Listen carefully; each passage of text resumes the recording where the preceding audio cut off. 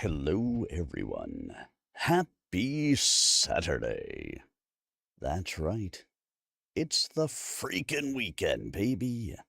I'm about to have me some fun. And what fun are we going to have? That's right, we are back to Spectral Braver, the first arc, where a man goes to a haunted house to write a video game. And things have gone sideways. But it's okay, 'cause at this point, I believe he did. I say he did. That's right. In the last stream, if you missed it, we might have seen the demise, the beating, and the removal from the living world of our main protagonist. Does that mean the story stopped? Why, no! No, it did not, because this is, ladies and gentlemen, a ghost story. Yes, as you might expect, we have a story of ghosts and specters. I wonder where the name Spectral Braver came from. So it is quite exciting, and it is going to be intriguing what we see coming up next. But to start with, I need to give you all a little warning because this book is a little bit different than many different books in the style that it is written. So, let us start by taking a moment for me to give a note to you readers. Note to readers: Spectral Braver uses a style dubbed novel cinematic. During your experience, you'll notice a few unusual things. Every paragraph, regardless of length, represents a continuous camera shot, often including multiple concurrent characters' perspectives on scene. Dialogue is always tethered to either the announced speaker, their loudest thoughts, or their actions. Italics are employed to convey changes in communication sources such as phones, loudspeakers, and writings, as well as non-translated spoken regional expressions and honorifics, implying slight signal interference in communication. Furthermore, characters will often string inner monologue into verbal dialogue or respond verbally to thoughts directly. Time is also liable to shift in the prose to reflect the distance of a given memory from its subject. Please, don't be alarmed, for after a certain point in this story, you'll be alongside the dead, witnessing their uncanny reality. If all they have is thoughts, surely one would experience those in their presence. Thus, to facilitate the unusual transition to the ethereal realm, think of these books like seasons of a TV show that you can read, shot by shot, scene by scene, like a cinematic storyboard. Within this format, thrilling action set pieces and deep emotional experiences with vivid characters await you. May this provide an unforgettable experience. And because of that, it is a little bit different than what you may anticipate in other books. However, the book is very good. If you have missed any of it, the previous episodes or the previous chapters, whichever way you want to think about them, are all available on my YouTube channel, youtube.com/@SirArminius. Of course, if you've missed them as well and you'd like to see exactly how the author has written it out, you can stop out and pick up the book. Descriptions on the YouTube and Rumble channels should have the link to the book Spectral Braver. In addition, we are only reading book 1. There are more books. Go support the author, pick up the book, pick them all up, and check out the series as a whole. As I do record these chapters, so you have the ability to listen to them later, I will not be engaging with the chat during the chapters themselves. However, you are very welcome to put questions in whatever channel you happen to be on, be that TikTok, Twitch, YouTube, Kick, X, Rumble. Wherever you happen to be, feel free to put in your thoughts, comments, questions, anything else, and I am happy to answer them to the best of my ability. And I will do so between chapters. Now, the chapters in this book are a little bit longer than in some other books that we have read, so do not be worried if the chapter seems like it's going on and you think, well, Tim, that rat bastard, has just flat out ignored me, and he is not going to answer my questions. I just have to wait for the chapter to be over, and then I will be happy to answer those questions for you. And now, it's time for us to dive in to another evening of Spectral Braver by Tiago Resende. Read for you by Tim Maloney, bringing the written word to life. Professional narrator, live reader. So sit back, relax, and prepare to enjoy as we dive into our reading tonight. Let me take a sip first. Wet my beak.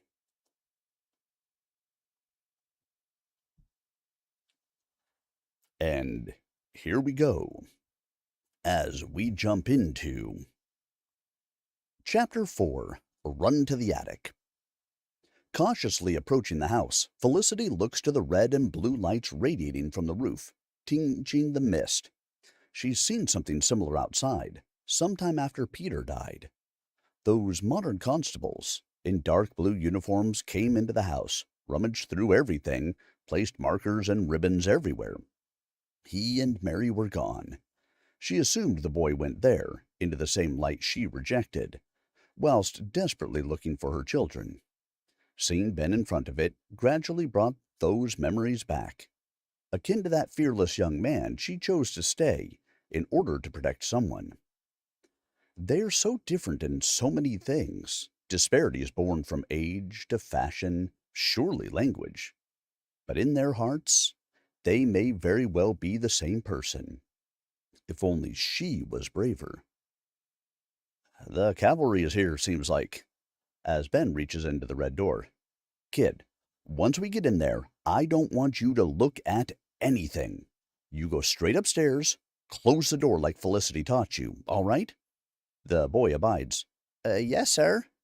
Ben is a man with his own ideas, observant, calculating, yet empathetic. She is struck by how he understood her concern over the boy so quickly. He respects her. Is that how women are treated in this age? A path opens before her from whence she could speak to him candidly. Peter runs in front of them, through the corridor, and opens the hidden door. What the hell was that? A man's voice is heard, heading in their direction. Ben taps her. Felicity, let's go, quickly. Both rush back into the entrance, just barely evading a Westchester County police officer as he approaches the panel to inspect it. Guys, there's a hidden room back here, he shouts. The scowling detective, in a short-sleeved blue shirt and jeans, wearing his badge on a cord around his neck, ginger hair and matching 2-week stubble, rudely steps in front of him, switching on his flashlight. Walt, Please, back over there and get the barricade tape and a couple of markers. There's evidence here. And for God's sake, someone get those people out of the street and shut the door." Ben looks at the people outside. They're saying things about the house. "God help us, the house killed again, after all this time." The next-door neighbor goes, "I actually talked to him, you know. He acted as if nothing was wrong, the dumb kid." Another one, "You heard him yelling last night, right?" "I heard him across the street. It sounded like his girl kicked him out of the house or something."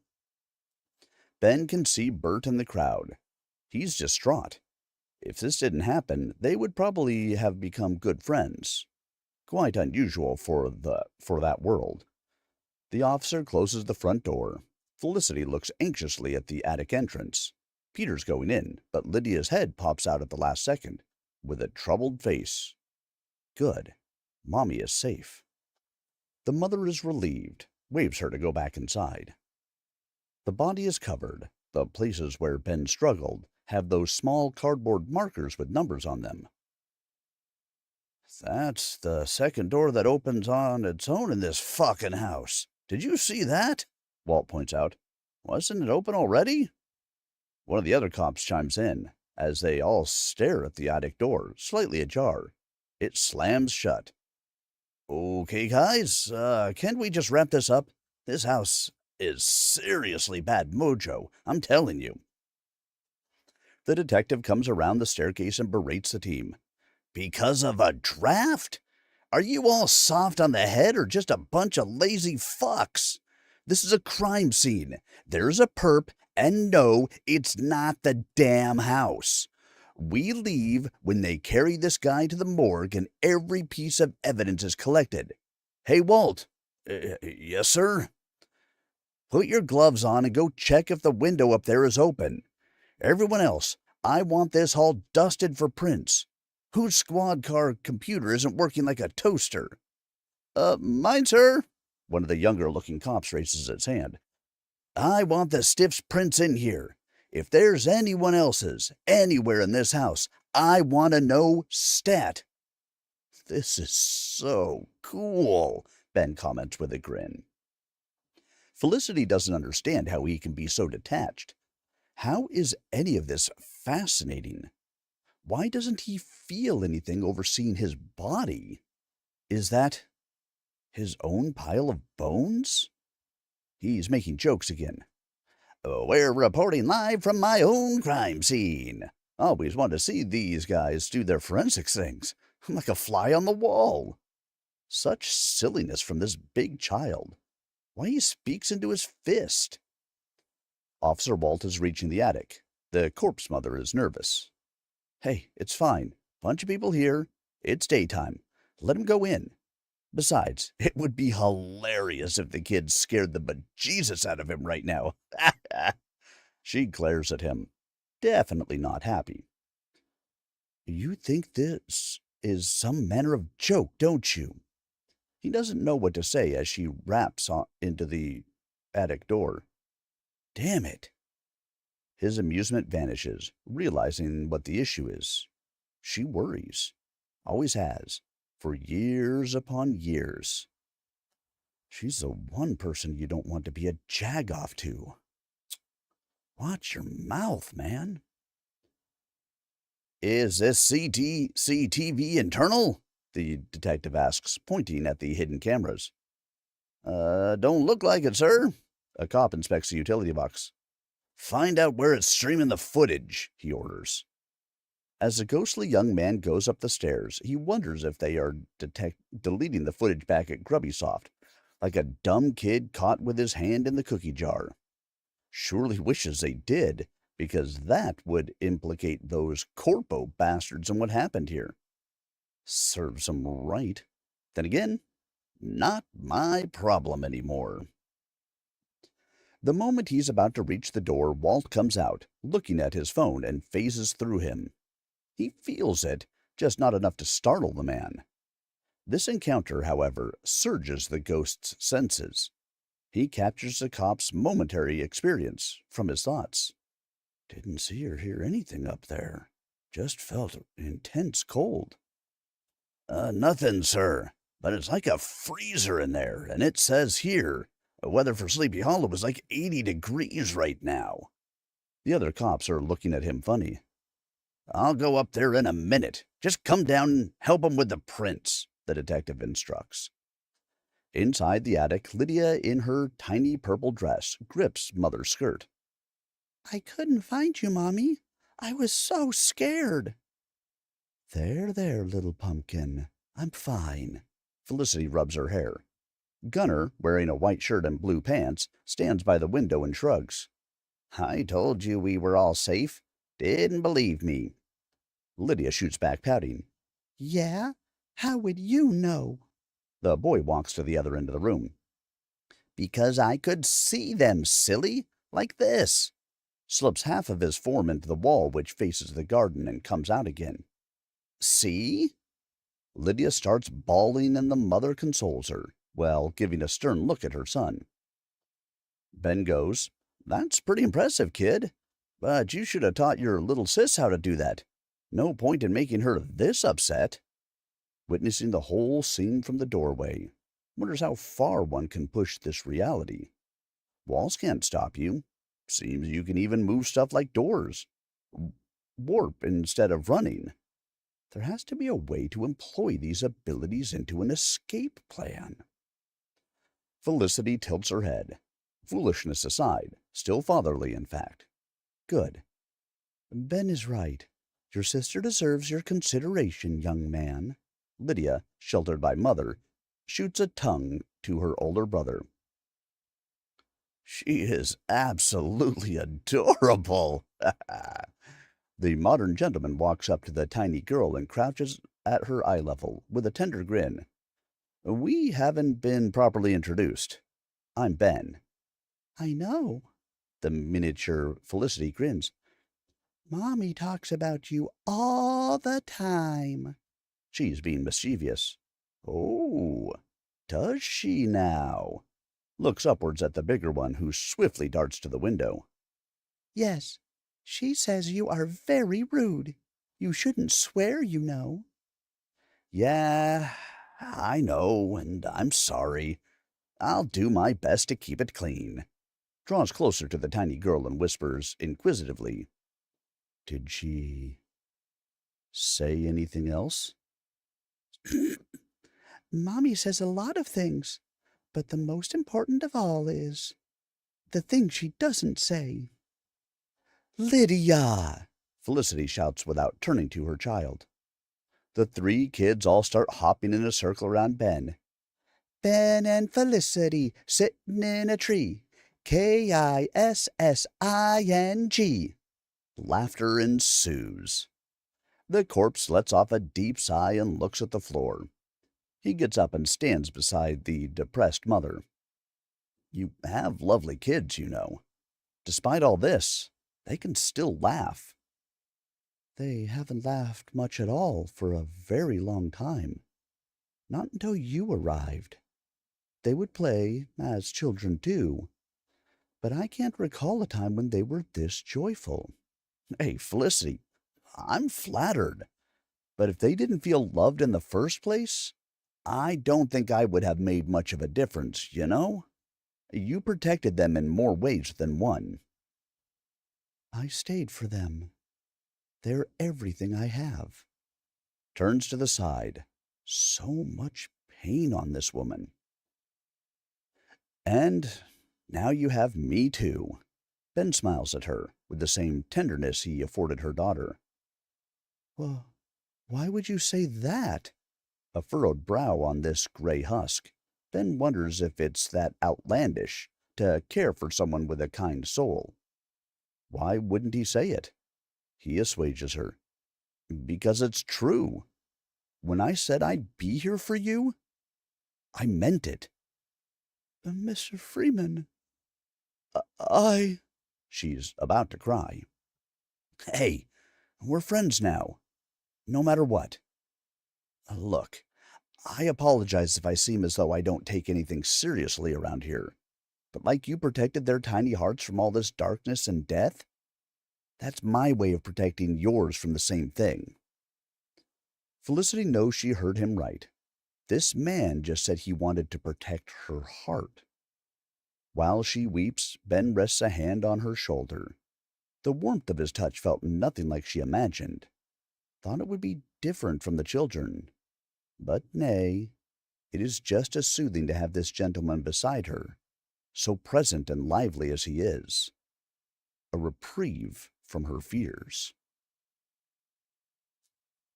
The birth of a ghost. A painfully slow process by which the trauma of one's demise is locked into the one memory it holds, the moment it ended. As a result, a ghost may spend many years repeating it, acting it out, no thought behind it, like a broken record, skipping on the same groove over and over again. Some of them never stop doing it. Others, however, for what can only be explained by their willpower, attempt some kind of sentience. In most cases, it's still an abstract existence, bound by the only salvageable memories, made possible by the living beings who unknowingly share the space with the entity. It is nonetheless an incomplete picture that is being shown, insofar as one, mired in such disruptive confusion, may never attain the necessary distance from their strange condition to see it. Maybe the mind of the one who lives rejects the one who's dead. Thus, this supposed symbiotic relationship, emerging between such far-removed entities, rarely ever facilitates true lucidity for the latter. Felicity Craig understands this to be the exception. Ever since Ben Freeman moved into the manor, things seemed clearer, not so much out of reach as before. Though her recollections of a more joyous time were mostly lost, with each passing slumber inside that manor, the many pieces of a cruel, unfinished puzzle now spontaneously appear before this woman, as if shaken off by the throbbing of her own heart. Ben is having a talk with Peter. "So, you were the one who took my ball and mitt, huh?" Yeah, The boy holds the items. but I gave them back. And it was Gunnar and Lydia who came over to return them and apologize. A man has to account for the things he does, you know? Gunnar comes to his surrogate brother's defense. To be fair, sir, it was Mommy's idea. Peter can't come out of the attic no matter what. Gotcha. Ben faces the boy again. I'm not mad at you. We all gotta be very careful from now on. I won't let this situation stand forever, but you guys have to be patient and start obeying Felicity, okay? She's worried sick all the time. I know. Is it okay if I keep these? Absolutely. You know how to play? I think I do, but this feels different. It's bigger than I remember. Looks at the ball, slightly confused. Doesn't recall much about his life before he died, other than his mom. That's because you're a softball guy. I did Little League baseball back in Pittsburgh when I was around your age. It's a bit harder, but there's a lot more stuff you can do, especially as a pitcher. Oh, yeah? The boy is transparently happy to share an interest with this silly adult. Yeah, I'll teach you. Go all the way over there to the window. Put on the mitt. The boy runs off and gets in position. Okay, so depending on what kind of hitter you're up against, you pitch with an effect that works best to make him strike out. See how I'm holding the ball now? 2 fingers and a thumb. The rest goes behind the ball like this. This is a curveball. Ben raises his leg to the side and rotates his body to apply force to the pitch. The ball packs one hell of a punch. Peter catches it and slides across the floorboards, all the way against the window frame, bumping it audibly. That force definitely surged through the attic. Wow, Ben, you're really strong, The boy exclaims, taking his hand off the mitt. That burned. Felicity is sitting on the floor with Lydia, playing pretend tea time while observing the two. Chuckles to herself. It would seem I have 4 children now. Darkness drapes the entire house once more. Ben sneaks out of the attic, scoping around. Everything is restored to the way the manor stood in the 1800s. All of his belongings vanished as if he were never there. The same goes for all the markers and barriers the police scattered around. That shouldn't be possible. The silence which befell this house strikes him as draining. It's as if he took sleeping pills. Perhaps feeling constantly drowsy like this is part of the experience. Is that why being dead feels so much like a dream state? Strange. Yeah, this. It's something, all right. Comes down to the piano hall. Is it 3:33? Like all those other times he got woken up in the middle of the night? Why was it the same hour every time? There has to be a You say it was the same hour each time? He's startled. Felicity floats behind him. Exhales. Jeez, you're so quiet all the time. I apologize profusely. She bows. Ben chuckles and turns back to the piano. You think that monster is coming out again tonight? He might, but the house grows quieter. Let's hope that endures. I notice you keep referring to it as a man. You think it's Jack? He was. Now, I'm not so sure. The things it does and says don't seem like him at all. There is also the matter of the other man, Peter's father. The same demon took his place. They died the same way as you? He was more merciful. They were both sleeping soundly, and he smothered them with a pillow, one after the other. They didn't move right up until I saw them, outside themselves. Ben is so pensive. So the M.O. doesn't matter. Not a pattern worth a note. What about him? How did he die? That I remember very clearly, because it was exactly like Jack. Felicity is choking on her own blood. One of her eyes can't see. The other is awash by it. In the red haze she sees Jack, spattered, eyes wide open, bloodshot, an unnatural grin on his face, like a jester. Her life is ebbing away. She's unsure which pain is worse, her lifeless children, the man she trusted with her life, her love, or the cuts all over her face and neck. Tries to say his name. This foul creature, taking possession of the man she trusted with everything which mattered to her, approaches with the same manner of morbid curiosity as a cruel child, torturing a dying insect. It tilts its head to the side, wishing to catch a glimpse of the moment life fades from her one good eye. What did she do, other than uphold her caring and respect for their family? Why destroy everything? If Jack truly hated her this much, he should have settled for this. Not the children. Her sweet, sweet babies never harmed anyone. Is this what true despair feels like? Oh, Jack, what have you done? She is slipping away. Though close enough to her face, her field of vision stretches to the weak, sparse pulsing of her heart, pulling this horrid vision of her slayer further and further. Is she falling? The sinister figure suddenly flies backwards across the air. The last thing she sees, in between the wooden bars of the railing, is the darkness coming from the tapestry in the piano parlor downstairs, as it ravenously devours her husband. This memory shakes Ben to his core. He was in her shoes, saw it, felt it in excessive detail. the disbelief overwhelming her heart with anxiety, the terror and precipitous sinking that ravaged her final moments.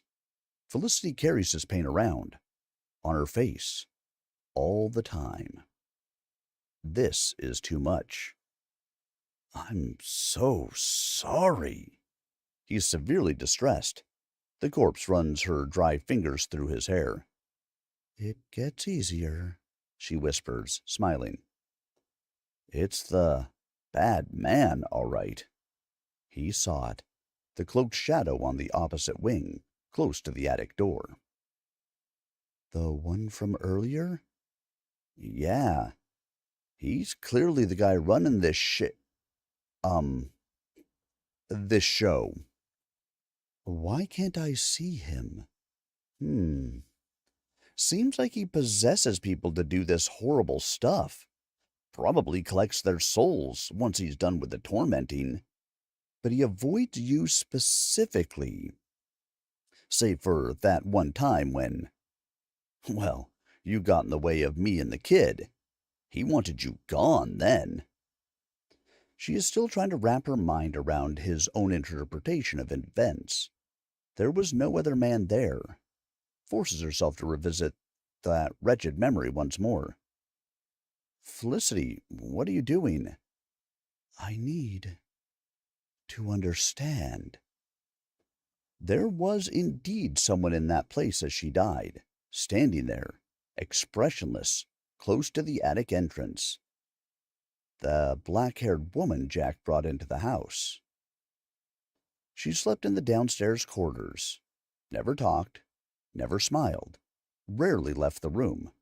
Jack would sneak out of their bedroom every night to be with her. What was her name? Please remember, she utters, fading into the darkness of the house. I can't. Collapses to the floor, exhausted. Are you all right? Rushes to help her. I am. But it wasn't a man I saw. You were right. There was someone there, but it was a woman. Her face was so far away. Picks her up off the floor. It's dangerous here. Let's go upstairs. The corpse lady is too worn out to even acknowledge that he's cradling her in his arms. This recollection was too much straining.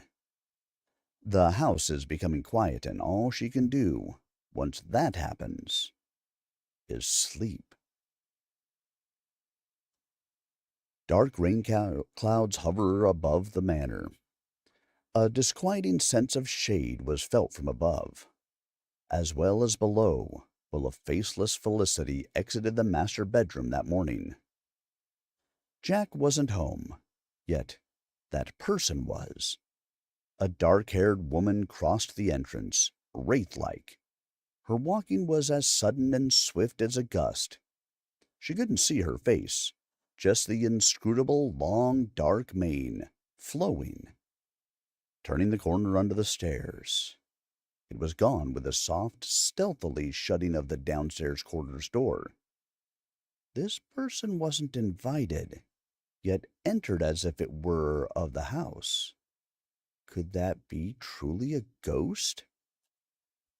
Gunnar shortly came out of his room on the other side. She was wary to speak, unsure of what she saw, hesitatingly gesturing a beckoning to her oldest son. He noticed this promptly, stopping at the top of the stairs. Mommy, are you all right? You look pale. Gunnar, that woman.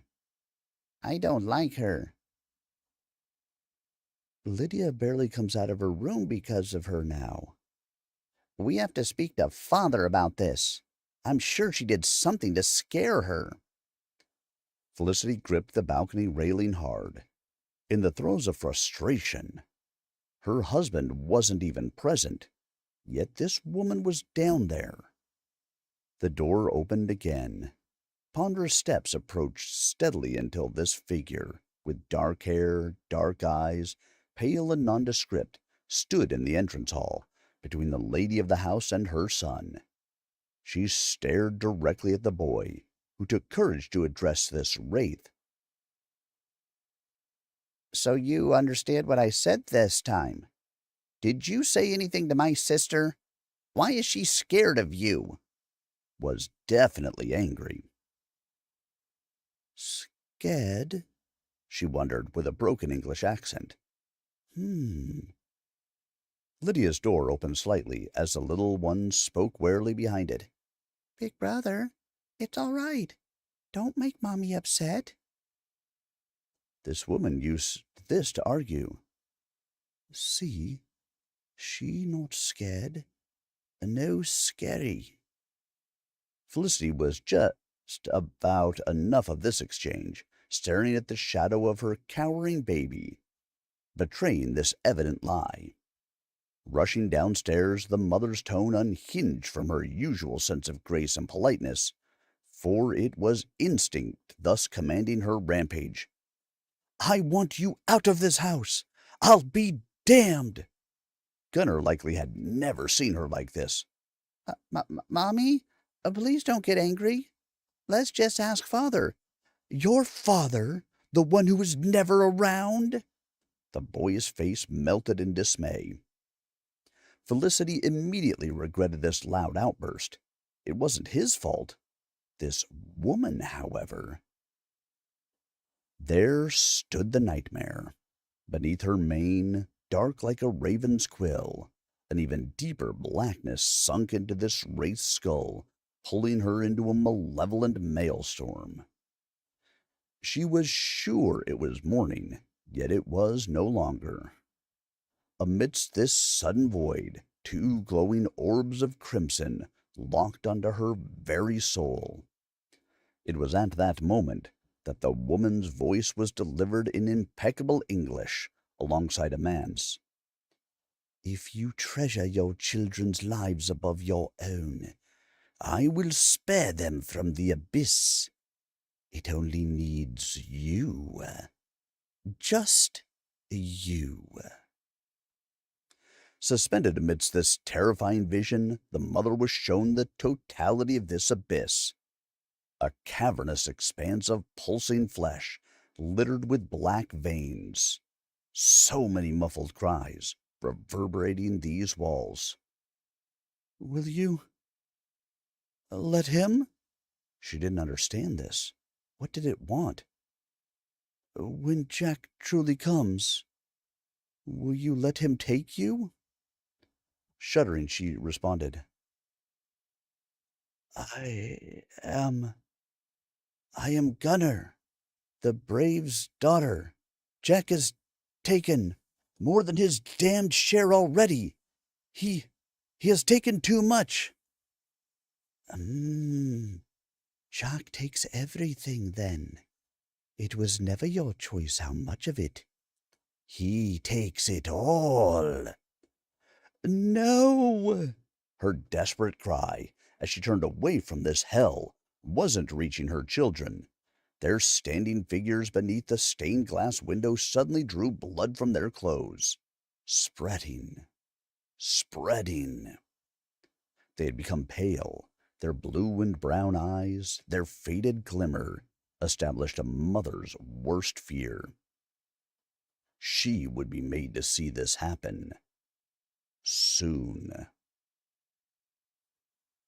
Felicity rests lying on the attic floor while Ben watches over her. Ever since he died, sunlight never entered the house again. However, the modicum of brightness afforded by daytime shines through her motionless spectral form.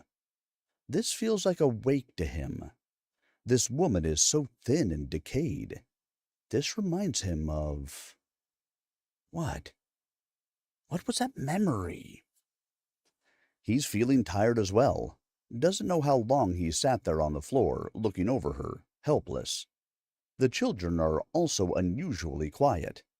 He knows they're somewhere in the room with them, even though he can't see them anymore. This is how they sleep. Now he gets it. The house has been empty for a while. He's unsure of how long, because nights are not that different from the days.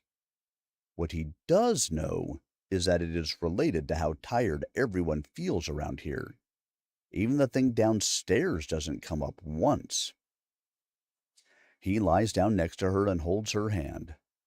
All we can do now is wait. Please be okay. Keys jingle. A door opens. Ben instantly rises. Felicity? She gets up as well, looking at her hand as it gradually becomes solid again, gently holding on to. Ben? Pulls her hand away and warps all the way to the window. The kids promptly appear. Lydia chirps. Good morning, Mommy. Felicity paces back and forth while looking at this man as he sits back on the floor. This is unexpected, but worse still, it shouldn't be. What are you doing here? You were sleeping, I think. I was about to doze off too, and... No. Why are you here? How can you see me and talk to me and... She grabs the hand he was holding, squeezing it against her chest. Wait a second. You don't remember? I died. He gets off the floor, with the realization that she might have just lost everything since that day. Felicity? Look at me. She is starting to panic. Ben's death is once more replayed in her mind. She was too afraid to intervene. He died because of her. Ben! Oh, no, no, no, not again! Please wake up, Ben! He warps to her and holds her hands. Hey, calm down. Listen to me. You don't need to go through that again. I'm here. Everything is fine. We're all here. The children gather around the huddling pair. Gunnar chimes in with his insight. Mommy forgets a lot of things. We all do. But some of it comes back after a while, sir. Oh, man. This is messed up. He is having trouble coping with how this reality works. His mind had always been the one sharp instrument that he could rely on, but this place can just take that away at a moment's notice. This isn't good. If he starts to forget things, then there's really no way out of that house. A female is heard below. Oh, hi. Yes, I'm at the house. No, with the transport crew. They're downstairs with the boxes to pack his stuff up. His company is shutting this place down in a week's time. You were interested in any of his stuff? Figures. Me neither. It's all nerd stuff. But, no, yeah, I'll just drop it off at Mom's, and when you have the time, you can just put it all up for sale on E-Ray or something. Nah, it's fine, Jared. Knock yourself out. Do what you want. I gotta go. Kiss, kiss. Several people are heard going about. It's Emily. God damn it. She came to take my stuff. Ben dashes to the attic door and tries Gunnar's wall-phasing trick. Oh, man. What, Ben? What's wrong?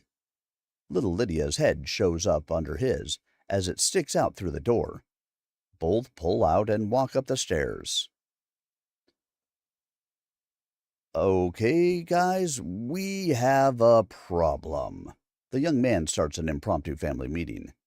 I need you to all go through my stuff and find something you really like, because they're going to take everything away as it is. Right now. No! The boys cry in unison. It's fine. We can hide stuff, right? Let me open the windows here. Let's see. Ben is having trouble figuring out how to lift the latch on the bottom panel so he can raise it open. Felicity gently reaches into it. There. You're the best. A kiss on the cheek, freezing her in place. Come on, guys, hurry up. What you got? Peter shows his mitt and baseball. I already have what I want. I'll take this four-legged machine. Gunnar shows an army green armored war mech model to his childlike adult, instantly gaining his approval as he nods to his comrade in geekdom. I have my mommy. Bah! Those are all war toys. She and I have a tea set, don't we, Mommy? Lydia says proudly. Yes, little pumpkin. Felicity gives off a slight smile. Playing with her baby is one of the scant distractions she is afforded. Ben instructs, Okay, drop him out the window into that bush right over there, really carefully. Busily rummaging through the boxes himself, trying to remember if there's anything useful in there. Finds his bright red protective gear that he got for Christmas for his brief stint with skating. To his mother's chagrin, these things ended up being used for fights with the neighborhood kids back in Pittsburgh, clearly out of his embarrassing 8th grade syndrome phase. Man, that was cringe. And he still got his ass handed to him. A chuckle slips out. Might as well look the part. The boyish side of him aims to impress her. If he's kitted out to be a legit-looking street fighter, perhaps this inspires Felicity to do more than just hide up here. The problem is, can he put those on? He could touch a ball for some reason, but was unable to open a simple window. Felicity, can you help me with this for a second, please? What's the matter? Floats to his side. You think I can wear these on my arms? She looks intrigued at those odd red gauntlets with seamless straps and fingerless gloves. Not sure if you can. Those belong to the world of the living now. Oh, but how was I able to pick up a ball and throw it? Perhaps you didn't even consider whether it was possible or not, she replies with a motherly smile. Okay. This being dead stuff is really complicated. Struggles to get the gear off the box. Let me help you. Felicity takes it, floats to the window, and drops it into the bush. There. All done. Now what should we do? What is actually happening in that room? Is this window opens and shuts? Well, several voices sparsely fill the cold wooden roofing. Well, you guys hide or something. I'm going downstairs for a bit. Be right back, okay? He warps out the attic as the rest of them stand there perplexed. Okay, time for payback. Let's see how you deal with ghosts, Em. Okay, lady, so where do we start? 1. The moving crew prompts the thoroughly disinterested Emily in her pretentious champagne pantsuit. She barely looks at the man. You can start with that office. That computer belongs to Grubbysoft. Those 2 boxes there with the label are to be dropped at their headquarters. The rest can just go on the regular ones. Also, check the other rooms for any belongings. Those are likely his as well. Sure thing. 'Kay, guys, let's hustle. They start heading upstairs, while she sits in the dining room, pulls out her phone, and crosses her legs. They're likely to be there a while, and the day is already a loss, so she might as well indulge in some online shopping. This place draws an exasperated sigh from her. All that bullshit you got yourself into back home, and now we have another funeral. Hope you're happy, Ben. Seriously.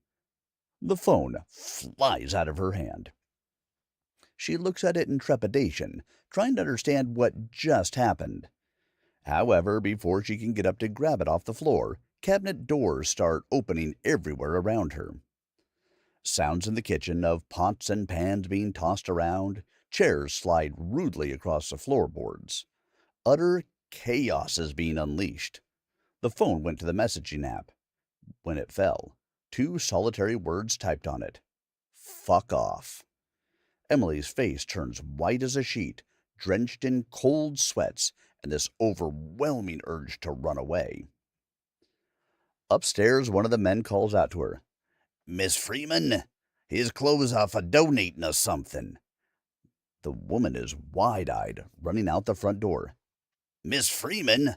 What the fuck? He goes downstairs, only to see her red sedan furiously drive off. Was that really necessary? Felicity appears beside Ben in the entrance hall. Nah, it felt good, though, he goes with a neutral expression. Was that your sister? Yep. She's concerned. She didn't seem sad at all. Did she forget you? Don't think so. She just doesn't care about anyone. Never did. Ben goes back to the attic. Felicity stands there, realizing that, while some people may grieve the life they once had, he was absolutely done with it. That's why he's unafraid. He was alone. But if so, who protects his heart? As she utters this question, the best answer immediately presents itself. That would be me, right?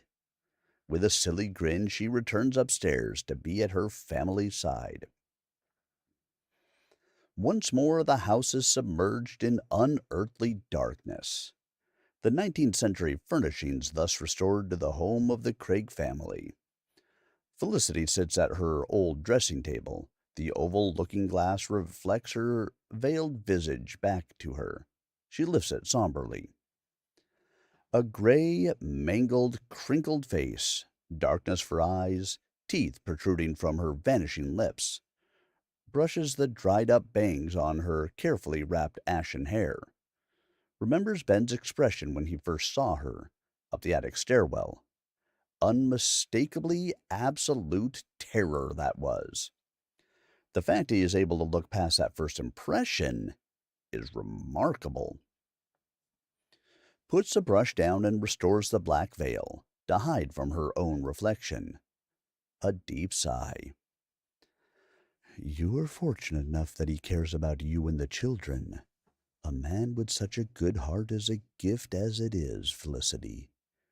Don't fall prey to your conceit. That's not why he... The floor vibrates from the tones of the piano downstairs. Whoever is playing it doesn't know the first thing about scales. She quickly floats to the stairs landing and carefully peeks at the piano hall. It's Ben. He's trying to play something, but he's so terrible at it, might as well have been a cat doing it. He looked so happy when she played. It filled her heart with joy. She wants to feel that again. The corpse lady appears beside him. Her degraded visage is still somewhat capable of emoting amusement. She admires his boyish yet scuffed charm, whereas he's too focused to notice this silly smile forming behind him. I'm as good as a cat walking on the keys, but I'm actually making sounds at least. I think I got this moving stuff in the real world thing figured out now. My father had me enrolled in the music academy when I was about Lydia's age. By the time he was to be sent to the front lines, I had written a piece for him to wish him safe returns. I was glad it was finished before he left. Played it here, where you sit right now. Do you remember it? How could I forget? She smiles. With fingers like these, Wiggles them. They are indeed the hands of a pianist, flexible, thin, with long digits. Even if my mind forgets, these do not. He stands up. Can you play it for me? She has that stupid smile again. Cracks her fingers and starts playing her theme. The beautiful melody echoes throughout the house, painting it in shades of melancholy, as well as hope. That the darkness will end one day and her heart will be whole again. An ode to family.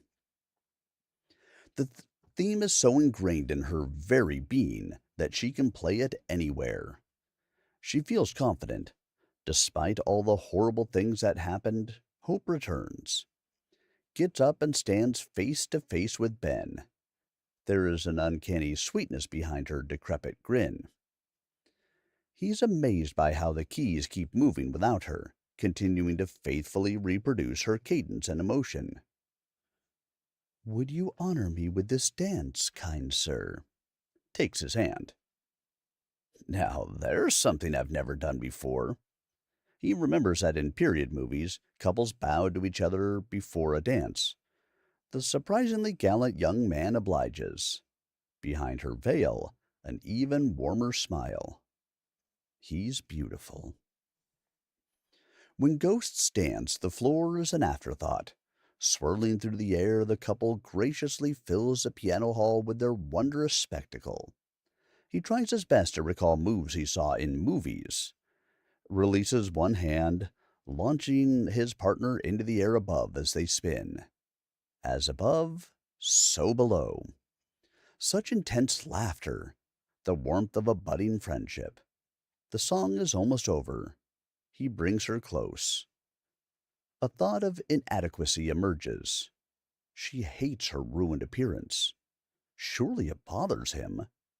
The music piece halts abruptly. What's wrong? Ben is genuinely concerned by the interruption. Bad breath, maybe? He actually checks himself. "We should go." Without finishing the dance? I can't. I'm sorry." Felicity disappears. He's left there, listless, her pain lingering in the space between. She might be really self-conscious. It's not easy to exist looking like that. But there are things we can do in this reality. What if I could? There has to be a way. I know that would make her happy. Such foolish musings you humans have. The voice of the cloaked man is heard from the stairs. The once fluttering lightness which allowed them to dance is shifting to ominous downward pressure. Ben warps into the entrance hall to find him beneath the stained glass window. I would really like to know what your deal is, mister. He confronts him. There's no deal. Glowing red eyes, with no pupils, glare piercingly. I find it amusing that your motivations entail matters which are completely out of your reach in this condition. Your human-like passions are absurd, dead man.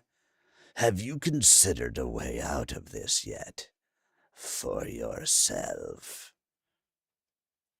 You're not the guy I'm going to take hints from, especially when the only thing I see is some creepy wizard dude that orders that monster around to hurt people. That is precisely why you should pay due consideration to what I say. You can safely leave these horrors behind and find your place in the source. There is no reason for you to be here amidst these horrors, topsider. This doesn't concern you. Actually, I count 4 reasons. Jag-off. And what's the source? That hole there, where you obviously come from? The young man points to the rug. The source was shown to you the moment you could have dispensed with your choice.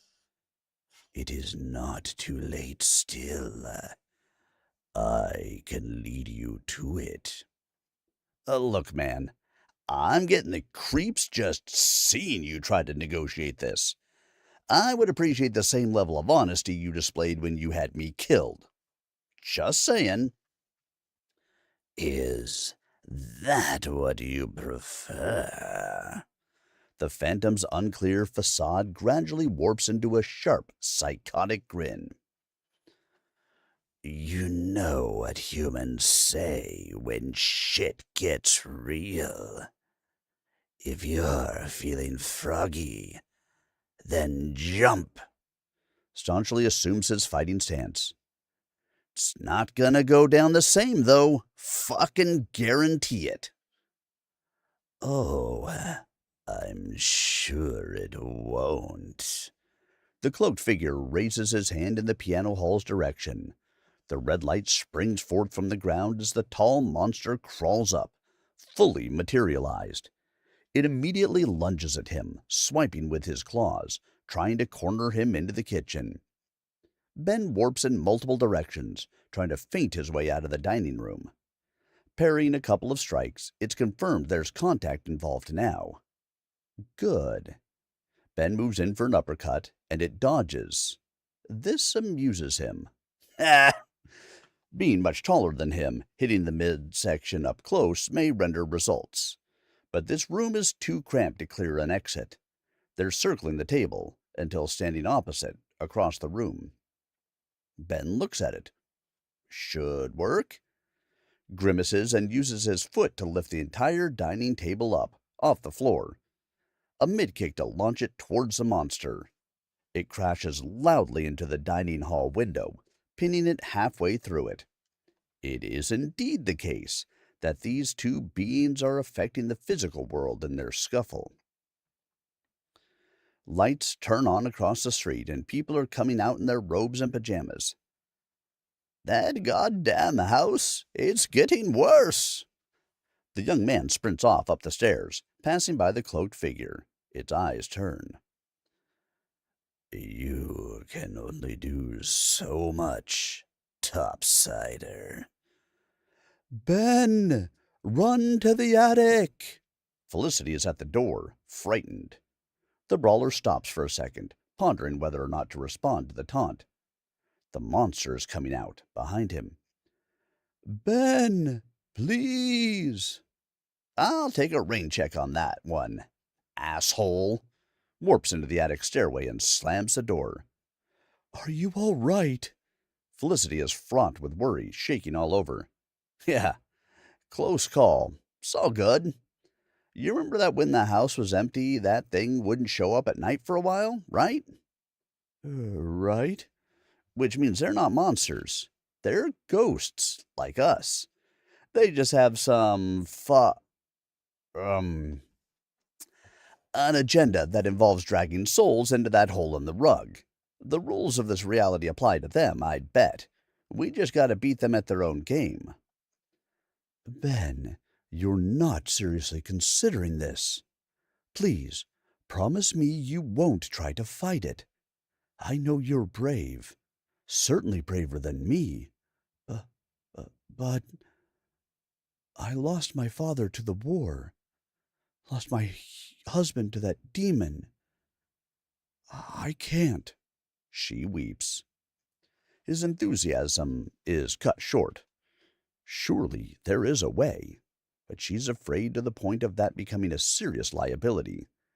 They have to work as a team, or it's likely going to end in tragedy. Ben, please. I'm just a woman with 3 children. I've never fought anyone. Please, let's just stay here. Please. It's all right. Let's go inside so you can calm down.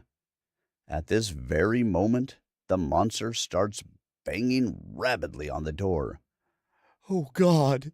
Felicity falls to her knees. That thing is seriously jacked now, drawing power from the manor. This situation is clearly M's fault for showing up. He picks her up and runs up the stairs. Guys, how do you keep that thing out? It's Mommy. She prays every day to keep it out, Lydia says. What? Just that? Ben is dumbfounded. Yeah, just that. She also kisses the rose pin she has on her hat and leaves it at the door when she goes outside. Ben, it's all right. It's not coming in here. I've made sure of that. Felicity is trying to regain her composure while he sets her down. So you pray and it repels that thing? It's the only thing that has ever worked. When it started coming after Peter, that's when we decided this was the only safe place in the entire manor. It has been so ever since. Right. I get it, but, did you use a magic word or a term? Father, protect us. She utters, lowering her face. Have you seen your dad in this house? Never. Looked everywhere for him when I came to. After Jack. Couldn't find him. Found my babies and I. Was so thankful that. Starts crying. Ben holds her close. There is not enough insight into this situation to make sense of this, and prodding further is just going to make her more upset. She prays to her father, but he's not here. And still, they're protected from that thing somehow. The trigger is clear. It's her wishes. What is the cause? If it's some sort of power, where does it come from? Her? His mind is twisting in knots. That horrible monster won't relent with the banging, even though it likely understands it is unable to come up here. Torment is the aim with this. To think this is what she had to endure all this time is angering the young brawler. She is a good person, so burdened with all these horrible things. This isn't fair. Ben? Lydia tugs at his denim vest. Don't worry, this house will be quiet again soon and it will go back to sleep. The young man is endeared by the little one's concern. Yeah, but I like solving problems. It's what I do. I'm sure you will, says the little pipsqueak with a grin. The lingering dead will only hold on to memories in the light. In the dark, their thoughts grow dim and their wishes are reduced to helpless pleas for safety, for warmth, for life. As ethereal death slowly peels away their shape, they are rendered into shadows. Shadows do not recall, for enough time has passed in this purgatory to destroy what they once were. What is left for them is to consume anything that lives or displays even the minor semblance of life. Such is the sin of envy, though there is nothing here that would judge them for it. It is by all means a wilderness of covetous, agitated spirits. To roam in this condition, a decision which may occur to the despaired dead, entails the certain fate of ending up at the edge of perception, already woefully limited for those who were afforded sight by scant memories and wandering thoughts of the rare passer-by. Sentience fades thusly from those unfortunate beings. This place that is no place at all is where the relentless tides of spectral mist pull straggling wraiths towards. The lived experience is an anchor, for the little amount of sanity that is afforded to a soul cannot withstand being tossed into uncertain parts of reality like this. Memories, once forfeit, leave a void where slumber dilutes into a constant sense of disorientation upon every stirred awakening. That begets terror, inescapable and all-encompassing. In the afterlife, all horrors of the soul manifest in their most atavistic form, amidst endless hordes of the deaf, dumb, and blind. Those seen thrashing still, attached to vague traces of a way back to life, are unrelenting in their pursuit of this. For if humanity is what they crave, it is so at the expense of reason. Only the most powerful negative emotions remain in this place that is no place. Fury, sorrow, and fear.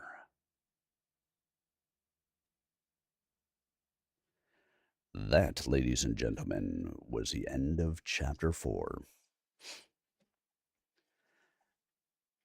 We are going to go ahead and call it there after one chapter tonight. I have some audiobook recordings I need to do. Barbette, if you are still here, hello, hello. I am glad to see you. And for all of the rest of you, I am glad to see you as well. If you enjoyed the reading tonight, it will be available on the YouTube channel a little bit later this evening, youtube.com/@SirArminius. Once again, chapters 1 through 3 are already there. Chapter 4 goes up tonight. On Tuesday, we will continue, starting in with Chapter 5, When There's a Will. If you have missed any of the readings, go check them out on the YouTube channel. If you have not subscribed to the YouTube channel yet, hey, it's free. What are you waiting for? youtube.com/@SirArminius. That is the best way to support this work that I do. So stop on out there and help me out, would ya? And once again, we'll be back on Tuesday where we will continue Spectral Braver, the first arc, a dark fantasy by Tiago Resende. I hope you guys have enjoyed this reading this evening. I look forward to seeing you guys all again really soon. Once again, if you missed any of it and you want to check it out, you can either go buy the book. I do recommend going to buy the book because there are 2 and 3. And we won't be reading those. But you can always stop out to the YouTube channel, youtube.com/@SirArminius. I hope you guys have a wonderful rest of your weekend, and I will see you guys all again really soon. Good night, everyone.